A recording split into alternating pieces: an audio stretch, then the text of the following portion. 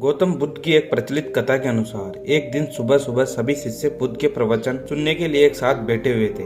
कुछ देर बाद बुद्ध अपने साथ एक रस्सी लेकर आए। बुद्ध के हाथ में रस्सी देखकर सभी शिष्यों को हैरानी हुई। बुद्ध अपने आसन पर बैठे और उन्होंने रस्सी में एक के बाद एक 3 गांठ बांध। इसके बाद उन्होंने शिष्य से पूछा कि क्या यह रस्सी वही है जो गांठ बांधने से पहले थी। इस प्रश्न के जवाब में एक शिष्य ने कहा कि तथागत, इसका उत्तर थोड़ा मुश्किल है। यह हमारे देखने के तरीके पर निर्भर करता है। एक तरह से तो रस्सी वही है, इसमें कोई बदलाव नहीं है। एक अन्य शिष्य ने कहा कि अब इसमें 3 गांठें लगी हुई है जो कि पहले रस्सी में नहीं थी, इससे बदला हुआ भी कह सकते हैं। कुछ शिष्यों ने कहा कि वास्तव में मूल रूप से रस्सी वही है, लेकिन कुछ बदली हुई दिख रही है, लेकिन इसका मूल रूप बदला हुआ नहीं है। शिष्यों की बात सुनकर बुद्ध ने कहा कि आप सभी यह बोल रहे हैं, अब मैं इन गांठों को खोल देता हूँ। यह बोलकर बुद्ध रस्सी के दोनों सिरों को खींचने लगे। बुद्ध ने पूछा कि क्या इस प्रकार रस्सी की गांठें खुल जाएंगी। सभी शिष्यों ने कहा कि नहीं, ऐसा करने से तो गांठें और ज्यादा कस जाएंगी, इन्हें खोलना और मुश्किल हो जाएगा। बुद्ध ने कहा कि ठीक है।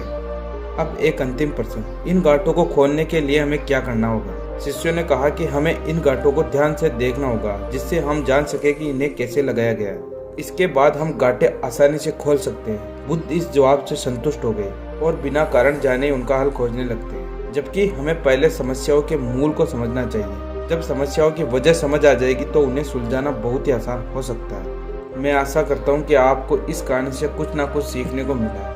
आप सभी का बहुत बहुत धन्यवाद।